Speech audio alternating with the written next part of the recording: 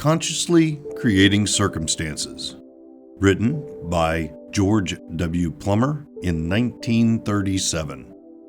Narrated by Richard Schaefer. Chapter 3. All is One. Now we begin to catch a glimmer of what it is that enables some people to succeed far beyond their apparent abilities. Remember that we do not see their real abilities.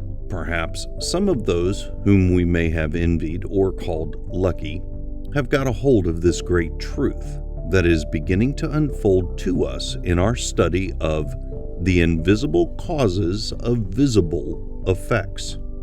We see that all of these invisible causes focus down to the action of the universal mind, of which our individual minds are an expression. We see too that these individual minds of ours operate in two ways, subjectively and objectively, and that this subjective, subconscious mind in each of us can be controlled by our objective mind, and that the activity of the subjective or subconscious mind is directed solely towards carrying out orders, absolutely, automatically, without any will of its own. If this ability of the objective to direct the subjective extended only to the usual subjective work of respiration, digestion, etc., such control would scarcely ever be needed, wouldn't it? Therefore, are we not justified in searching for some other vastly more important reason for its potential control by the objective? Therefore, are we not justified in searching for some other vastly more important reason for its potential control by the objective? Nature does not develop faculties uselessly. This point will be found to rest on the absolute unity of all things in the universal mind, regardless of their apparent physical separateness. This idea is so essential to further understanding of our theme that we shall devote some time now to get clearly fixed in our consciousness how this can be and is. I do not propose to lead you through a maze of metaphysics on this search, so we shall take an illustration or two that will fully explain this idea of unity and the absolute necessity of realizing it. You are familiar with a cogwheel. Have you ever realized what a wonderful symbol of cosmic truth it is?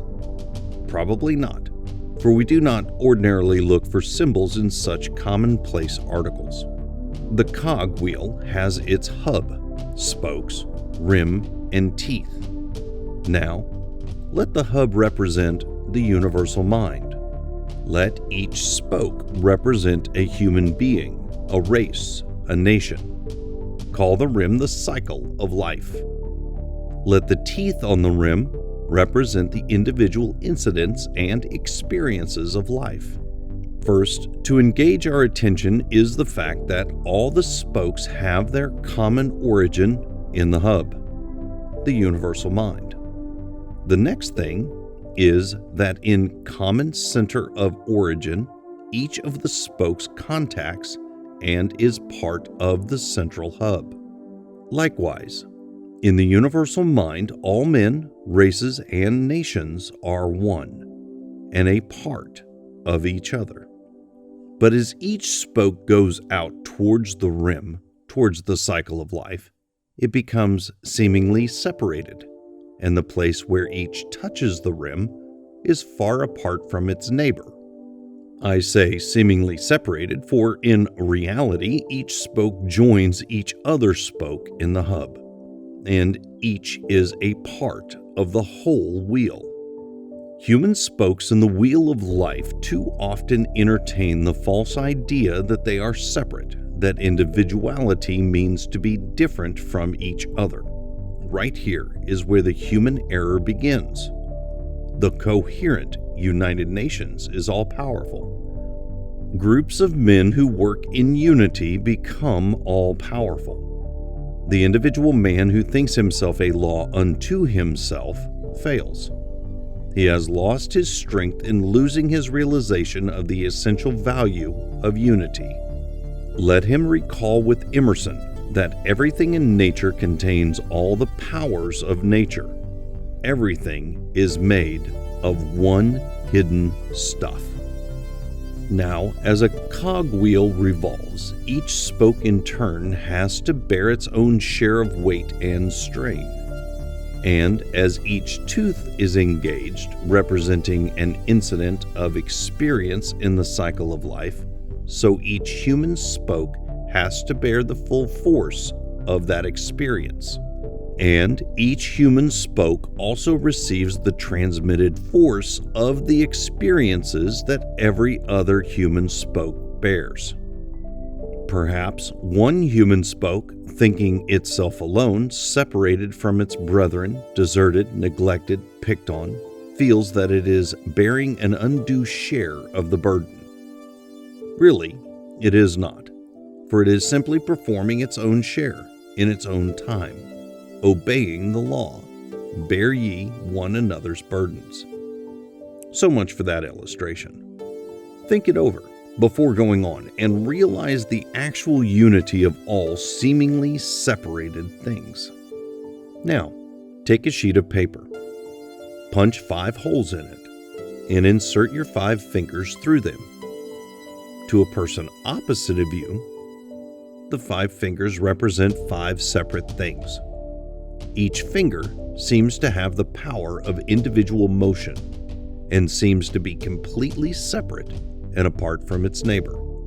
But to you, back of the paper, behind the scenes, behind the veil as it were, appears the inescapable fact that all the fingers are united, that they spring from one common unity, that they derive their power from the same source.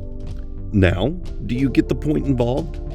When we get discouraged, when the world seems haywire, when we feel that our backs are to the wall with no visible help, it lowers our ability, our power, our stamina, force, and energy, because we are thinking wrong.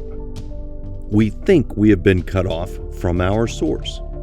We think ourselves deserted, left alone, badly used, unappreciated, undervalued, unrecognized.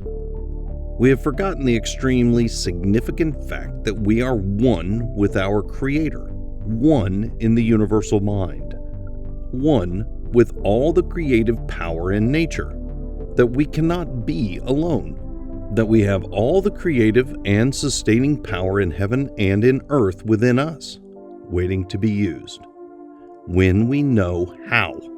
We have forgotten the extremely significant fact that we are one with our Creator, one in the universal mind, one with all the creative power in nature, that we cannot be alone, that we have all the creative and sustaining power in heaven and in earth within us, waiting to be used, when we know how. So our very first task in remodeling the things in our lives that do not suit us is to get fixed fast in our memories this fact of our unity with all things in the universal mind. For that fact gives us access to far greater powers than any could ever be imagined as accessible to ourselves by ourselves. Do not go on until you realize and accept that fact. We are coming to specific details of how to use that fact for yourself, but they will do you no good whatsoever unless you see the truth of what has been stated up to now. Go into a huge power station, observe a great dynamo capable of generating tremendous power. Its armature may be revolving at an amazing speed. The dynamo is ready for business at a second's notice. The mere pressing of a button or the throwing of a switch. But that huge dynamo is useless until demand is wide upon it for power. The moment demand is made by throwing the right switch, The current goes forth over the wires, but the demand must be made.